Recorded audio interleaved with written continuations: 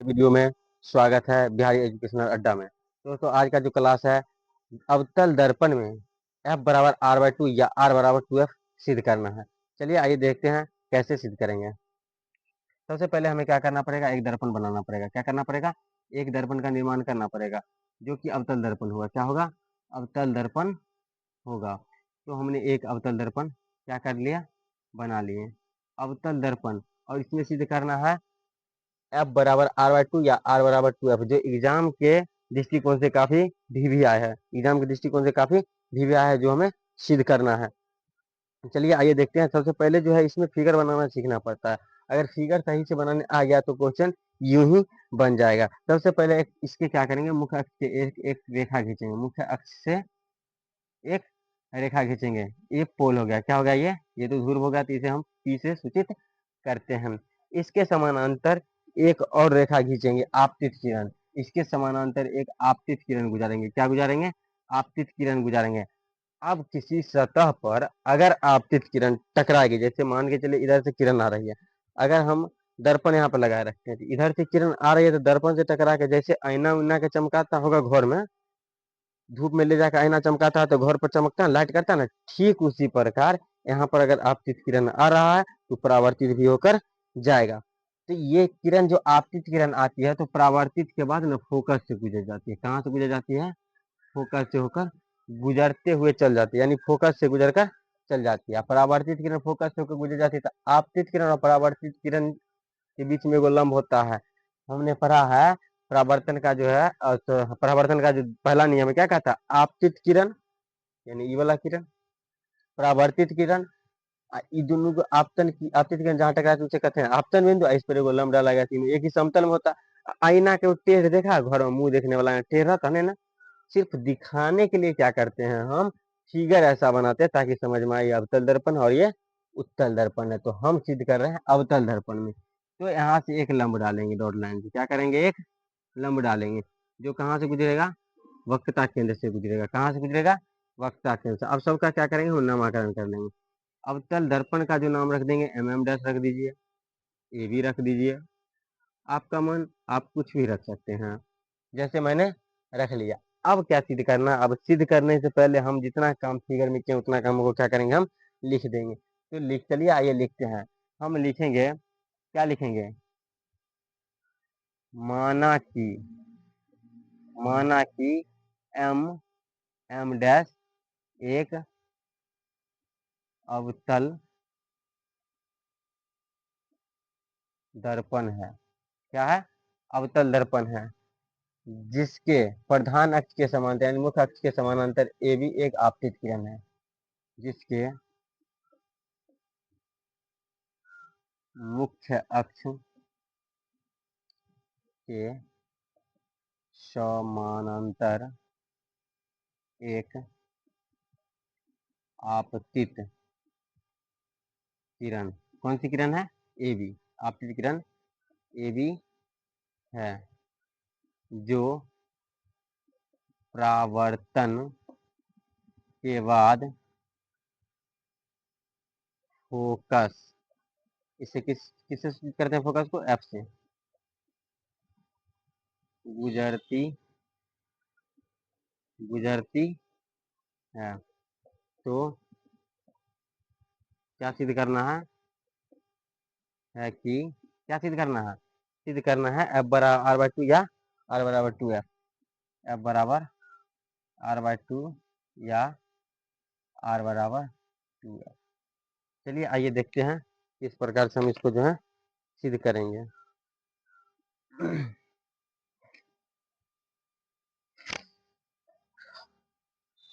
सबसे पहले क्या करेंगे, देख लीजिए यहाँ पे दिया गया फिगर से क्या क्या हो सकता है। सीपी को हम किस चीज से सूचित कर सकते हैं, सीपी को आते हैं अब यहाँ से चित्र से लिखेंगे। क्या लिखेंगे, चित्र से। चित्र से क्या हो जाएगा, सीपी बराबर क्या है, आर हो जाएगा, क्योंकि वक्रता केंद्र से फोकस के बीच की दूरी को आर से सूचित करते हैं। पी एफ बराबर क्या हो जाएगा, एफ हो जाएगा। ठीक है, चलिए अब आते हैं आगे सिद्ध करते हैं। अब बताइए कोण बी ए बी सी, ठीक है, और कोण बी सी एफ, कोण बी सी एफ बराबर होगा कि नहीं। एगो मान के चलिए ई वाला कोण है, ई वाला कोण बराबर होगा कि नहीं, काहे कि प्रकाश का जो परावर्तन एकांतर कोण मैथ में पढ़े होंगे ना, एकांतर कोण से ई वाला दोनों कोण बराबर होगा ना, तो हम लिखेंगे त्रिभुज, ऐसे सॉरी त्रिभुज नहीं, कोण ए बी सी तथा कोण ए बी सी बराबर कोण बी सी एफ किस लिए बराबर है, एकांतर कोण से, किस कोण से, एकांतर कोण से बराबर है, किससे बराबर है, एकांतर कोण से, है ना बराबर। आप बताइए ये दोनों बराबर हो गया, तब ई कोण जो है इसके बराबर होगा कि नहीं। हम जानते हैं साइन आई बराबर साइन आर परावर्तन के दूसरे नियम से, तो हम फिर से लिखेंगे कोण ए बी सी बराबर कोण सी बी एफ किससे बराबर है, परावर्तन के नियम से, किससे, परावर्तन के दूसरा नियम लिखा था, आपतन कोण की जगह और अपवर्तन कोण, आपतन कोण की जगह और परावर्तन कोण की जगह का अनुपात नियतांक होता है, यानी साइन आई बराबर साइन आर या कोण आई बराबर कोण आर, इसीलिए हम लिखेंगे परावर्तन के नियम से, परावर्तन के नियम से। अब क्या हो गया, ई दोनों कोण भी बराबर हो गया, ई कोण इसके बराबर हो गया, किसके लिए, एकांतर कोण से बराबर हो गया। तो अब क्या होगा, अब बताइए कौन कौन कौन, जब ई कोण बराबर है एकांतर कोण से, ई कोण बराबर है किससे, यानी परावर्तन के दूसरा नियम से। परावर्तन का दूसरा नियम क्या कहता है, परावर्तन का दूसरा नियम कहता है कि कोण आर के क्या होगा, बराबर होगा। चलिए आइए देखते हैं फिर क्या होता है। कोण बी, यानी कोण बी और कोण सी बराबर है किससे, एकांतर कोण से। अब बताइए कोण बी और कोण सी बराबर से, इहो कोण बराबर होगा कि नहीं, कहिए जी सर जी, काहे कि ई दोनों कोण बराबर है, तो ई कोण के बराबर होगा कि नहीं। अब इसके इसके बराबर ई हुआ, इसके बराबर ई हुआ, तो ई दोनों बराबर है, ई दोनों बराबर है, तो ई भी नहीं इसके बराबर होगा, तो हम लिख सकते हैं इसलिए कोण सी बी एफ बराबर कोण सी बी एफ हो गया, ई वाला कोण, अब ई वाला कोण बी सी एफ बराबर है त्रिभुज सी बी एफ, एक क्या है, समद्विबाहु त्रिभुज है, क्या लिखेंगे, समद्विबाहु त्रिभुज है। अगर समद्विबाहु त्रिभुज दो भुजा भी आपस में क्या होगा, इसका बराबर होगा, तो दोनों भुजा को क्या कर लेंगे, बराबर कर दे, सी एफ बराबर बी एफ, सी एफ बराबर बी एफ वाला मत समझना होगा, सी एफ बराबर बी एफ है। अब क्या करेंगे, अब सबका हम नामकरण करते हैं। और सी एफ बराबर बी एफ इसलिए है कि इन दोनों का जो दूरी है ना पूरा समान होता है, देखो कैसे, ये क्या है, विड्थ है, क्या है, विड्थ है। अब विड्थ के बीच में क्या है, केंद्र है, केंद्र से खींची गई रेखा त्रिज्या, अगर यहाँ पर त्रिज्या का मान 7 सेंटीमीटर, तो यहाँ पर कितना होगा, 7 ही ना होगा, 14 तो नहीं ना होगा।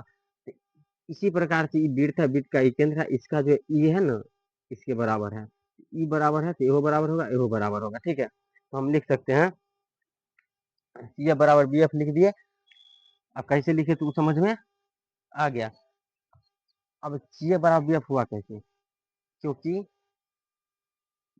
क्योंकि बिंदु पी क्या, बिंदु पी बिंदु बी के काफी निकट है, क्या है, निकट है, बिंदु पी बिंदु बी के काफी निकट है। अब हमको पता है ये दोनों काफी निकट है, कि ई जितना होगा उतना ई हुआ, तो उतना ही ई भी होगा, तो हम लिख सकते हैं सी एफ बराबर बी एफ बराबर पी एफ बराबर क्या होता है, एफ होता है, क्या होता है, एफ होता है। अब यहाँ से क्या करना है, इसके बराबर क्या होता है, एफ होता है। अब क्या करना है, ई दोनों को जोड़ेंगे तो सी एफ हो जाएगा। अब देखिए ई वाला पूरा दूरी है, इतना और इतना को जोड़ेंगे तो सी एफ हो जाएगा ना पूरा। तो अब सी एफ को हम क्या लिख सकते हैं, इसके बराबर इसके लिख सकते हैं ना, हम लिख सकते हैं सी एफ को क्या, देखिए अब यहाँ समझते हैं, सी एफ को क्या लिख सकते हैं, P F minus P F है ना, तो P C minus P F, यानी P C minus P F बराबर क्या हो जाएगा, P C minus P F बराबर हो जाएगा पी एफ, यही ना है। सी एफ और उसके बाद बी एफ, पी एफ को लिख देते हैं पी एफ। ठीक है, इस प्रकार से हो गया। आप बताओ, इस प्रकार से अगर हम लिख दिए तो अब अगर पी सी हुआ, पी सी बराबर पी एफ, इधर माइनस में देना जाएगा था प्लस में पी एफ, हो गया। तो अब इधर आओ समझते हैं, पीसी को किससे सूचित करते हैं, पीसी, इसको किससे सूचित करेंगे, आर से, और इसको एफ से। तो पीसी की जगह पर लिख सकते हैं आर बराबर एफ प्लस एफ, इसको लिख सकते हैं आर बराबर 2f। अगर इसी को हम f बराबर लिखेंगे तो r/2। यही हमें क्या करना था, सिद्ध करना था, और ये सिद्ध हो गया। तो हम लिखेंगे PROVED प्रूव्ड। अगर वीडियो आपको अच्छा लगा हो तो चैनल को सब्सक्राइब और वीडियो को लाइक और कमेंट करके बताइए कैसा लगता है। फिर मिलते हैं अगले वीडियो में, तब तक के लिए जय हिंद जय भारत।